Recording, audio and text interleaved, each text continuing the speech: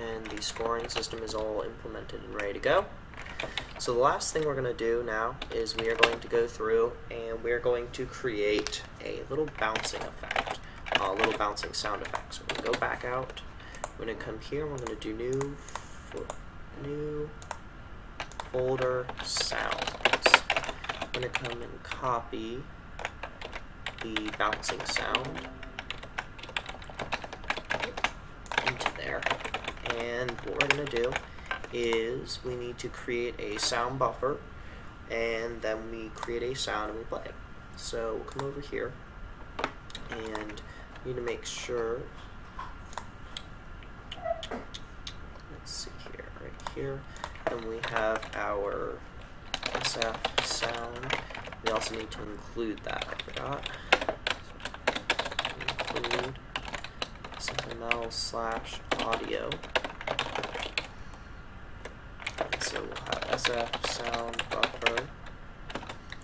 buffer, and we need SF sound, and we'll make these both references. And then we will simply go through and this buffer is equal to new SF buffer sound buffer, and we can then set this buffer load from file, and this is going to be loaded from sound/bounce.wave, and then we do this sound set buffer this buffer. Make sure we dereference that, and then this SF sound. Can we set it there? Yeah, we can actually.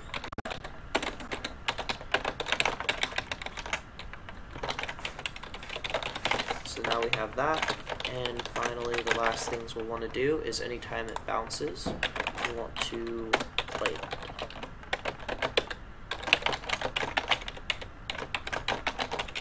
Hopefully I included all the DLLs.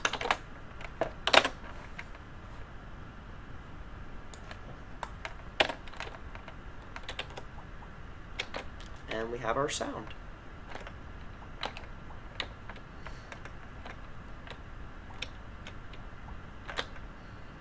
Got a nice little effect there for how it sounds.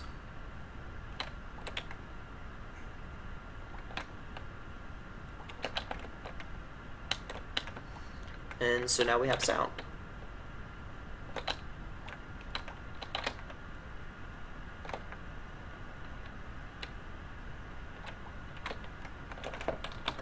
So that's our basic little Pong game. That's pretty much all that I had planned for today. The big things now that we should probably go through and do before I finish uploading this is we'll want to go through and make sure we delete everything and that everything gets destroyed with the entities. So let's go here first of all. We'll go through and nothing really needs to be released here. So the next big thing that we'll want to make sure we release is everything from the ball. So we have our ball here. This stuff here we don't want to release because that's actually going to be released by the game itself. We're just using those as references. We will want to, however, destroy those. So we're going to come here and we're going to do ball, and then we will come down to here, make ball, and we're going to do this for, I don't know if there's a release. Nope, so we just need to call delete this buffer and delete sound. Do that first. I don't think there's a release reset buffer. So yeah, we don't need to call that. So we delete those two, and then that's the only two things we have to delete from there. So once those are deleted, then we'll come here to score. Now score doesn't have anything that we need to delete here either. So let's go double check main game. Now did we release the font? I don't believe we did, so we need to come here and do delete this font. and then we're already deleted those 5 objects, so that's all set. So we have all of that being released, and that is it. We have our basic little game here. Oh, and the last thing we need to do, oh, we already did that here, delete the texture. So there we go. That is a simple Pong code called ping. It's fully playable now. We can go through and we can select options. It's got basic little sounds that you can hear. It's got a little bit of handling for collisions and stuff. And yeah, it only took us about 2 hours to make this.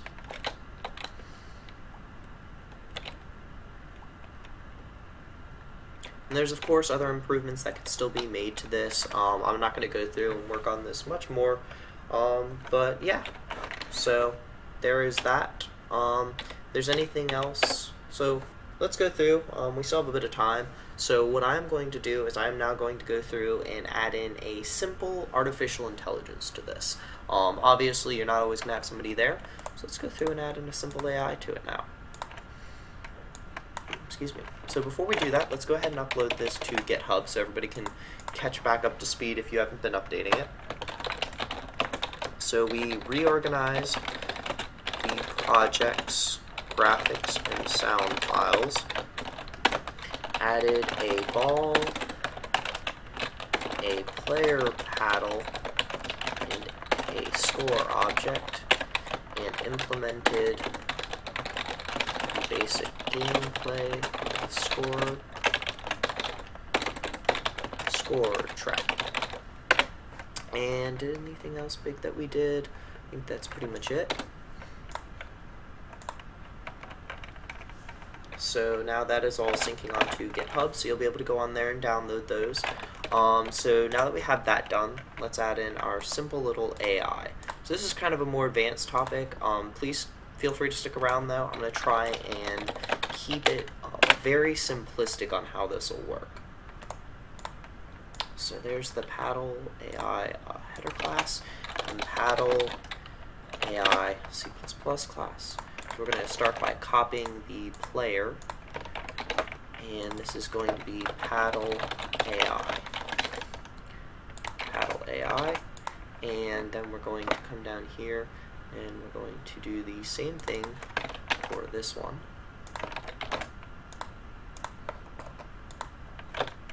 AI. Again, update that, and update that. So, this all needs to stay the same for that. The big thing that's going to change now is the keyboard controls. So in this case, we don't need to worry about the player number for that. What we do need to do though is we still need to change the velocity. So what we're going to do is we are actually going to need to have it keep track of where the ball is. So we need to come in here, we need to give it the ball object, meaning we need to come here and include ball. And then what we will go ahead and do is we will, again, pass a ball object into the object's creation. And put that here as well.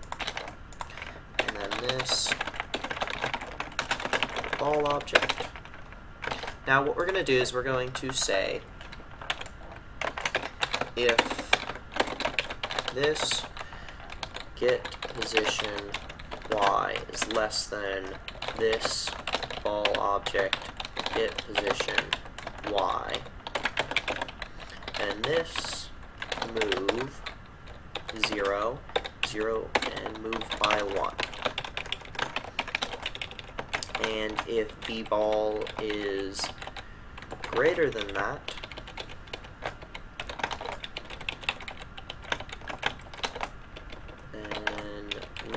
if our position is greater than the ball's position, then we will move it up. So the big thing we'll also want to do is make sure that it's around the center. Get global bounds dot height over 2, and do the same thing for this. Now, what this is going to do is it's going to be very, very precise for how it tries to keep track of it. So what we're going to do is we're going to go back to the main game, and we're going to change it from a paddle for player 2 to a paddle AI. Meaning we need to include that.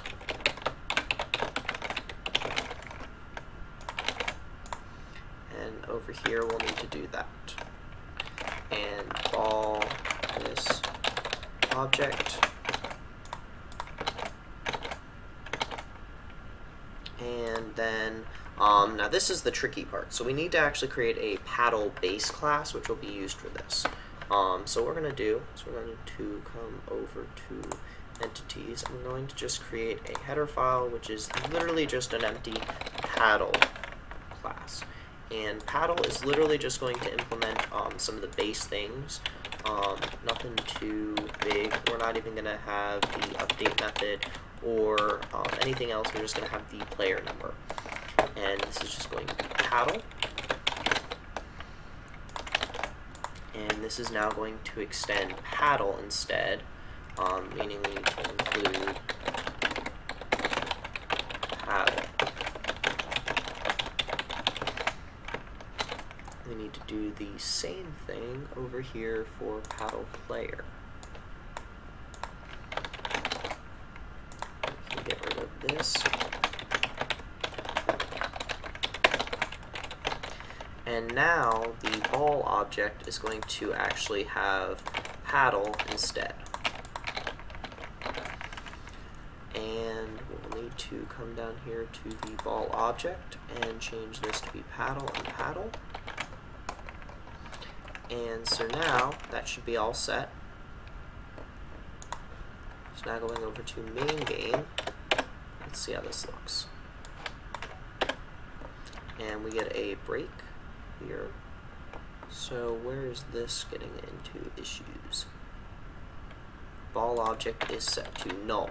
So the problem with this is that we need to set the ball object afterwards. So what we're going to do is we are actually not going to do that there. We're going to come down here and we're going to have a paddle AI set ball function, which will take in that, and this ball object is equal to ball object.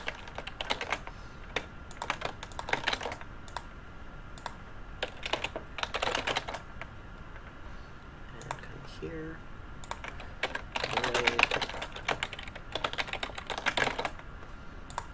And then finally we want to make sure that the ball is not null.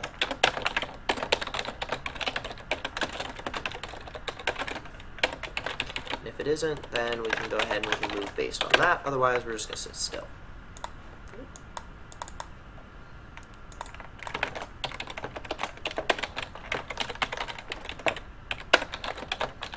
Player 2, set ball to that. You'll notice now that he is perfectly able to match up against that. Now, this, of course, is kind of problematic, however, because of the fact that he will never lose.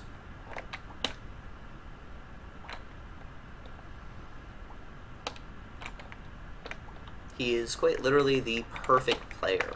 And so the problem with this, though, is that we actually are going to want to add in some kind of strategy to how this AI could even lose.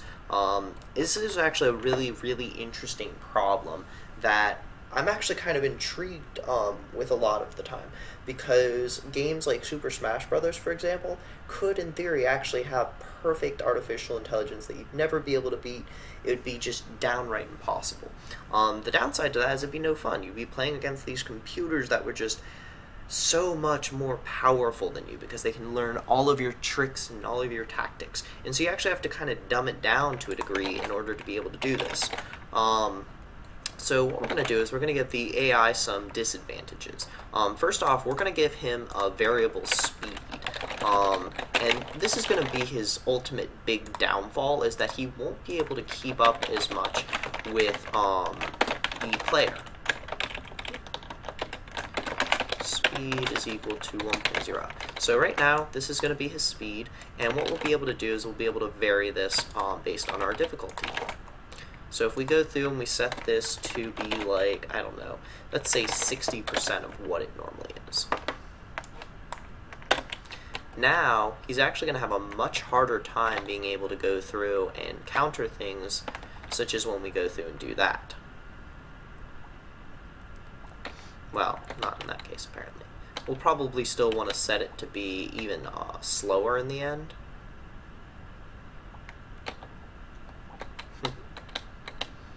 So you can see this is a pretty difficult AI still, just because of the fact that he's so much faster, but it's still beatable. Now the big thing is that won't add a lot of variation in, because of the fact that the game is going to be constantly resetting the Y velocity. So what we're going to do is we're actually going to come back over to the ball, and we're only going to reset the Y velocity there, or the X velocity, not the Y.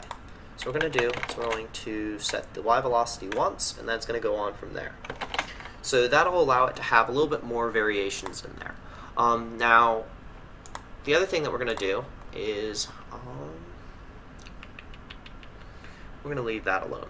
So that's a quick and easy way that you can go through and make the AIs a little bit easier to beat in games like this, is you just kind of lower some of their stats down. And that makes it a lot harder for them to catch up, but there's also times where it'll be too easy, so you want to be careful of that, obviously. Let's see how 50% of his normal speed works. So that seems to be a pretty good balance there. And we could, of course, vary that even further by having things like being able to make him move faster or slower depending on how far away the ball is, and little itty-bitty things like that. And in this case, I think this will work for testing purposes. Not much else I really want to do with this. There's some interesting little physics tricks we could probably get into. And he's obviously going to get destroyed with that. And you could, of course, have the ball speed up and everything as well. There's a whole bunch of little tricks you can do with this.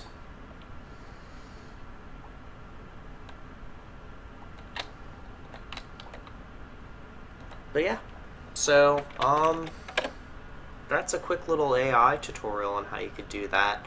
Some other cool little tricks we could do with this. Excuse me. We, of course, have the ball vary based on the velocity, on which direction the player's moving, so that you can spin it around. Let's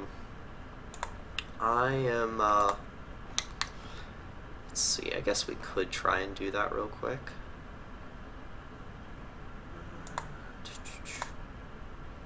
We'll go ahead and we'll do that real quick. So what we're going to do is we're going to change the velocity from protected to public. And that'll let us go through and to get the ball's velocity. So right now what we can do is we can say if, let's see here, if the player, so if the velocity of the ball is greater than 0, then if this player 1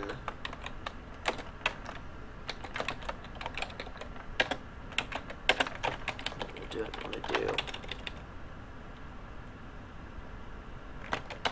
Dot x is greater than 0, then this velocity y plus equals, we'll just multiply it by times equals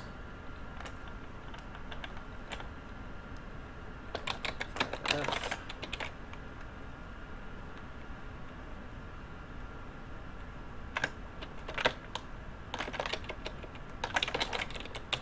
And that'll add in some neat variation. We'll say else if that's less than 0. Actually, we want that y instead. Equals negative 1.5 to spin it. Actually.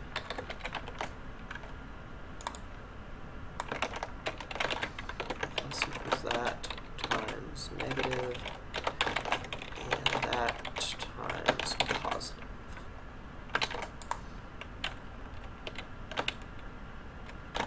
And then do do the same thing, but for if the velocity is less than 0.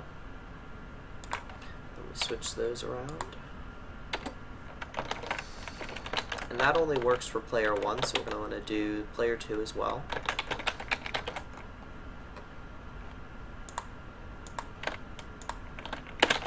Which means we can just separate this out to make things a little bit easier on us.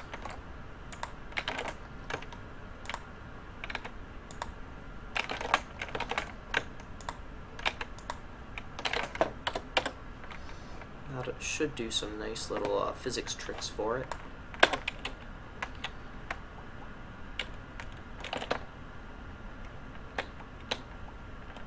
That'll speed up the ball a little bit.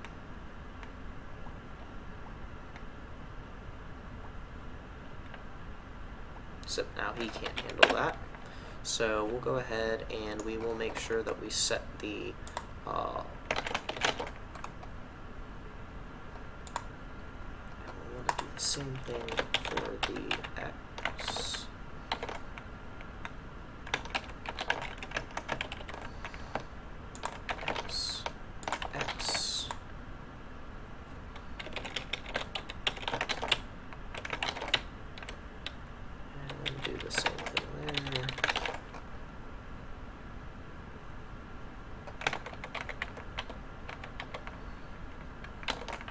Now we'll leave the X alone, and what we'll do is we'll slow that down just a bit, make sure that the ball increases in speed aren't too great.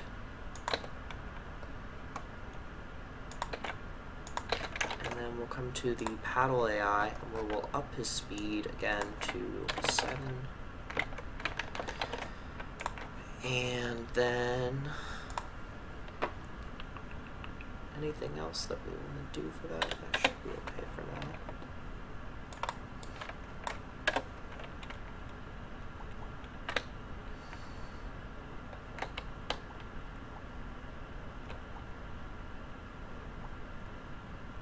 He's completely beatable now. So the last thing we'll want to do is on the reset, we'll want to set the X and Y velocity to be back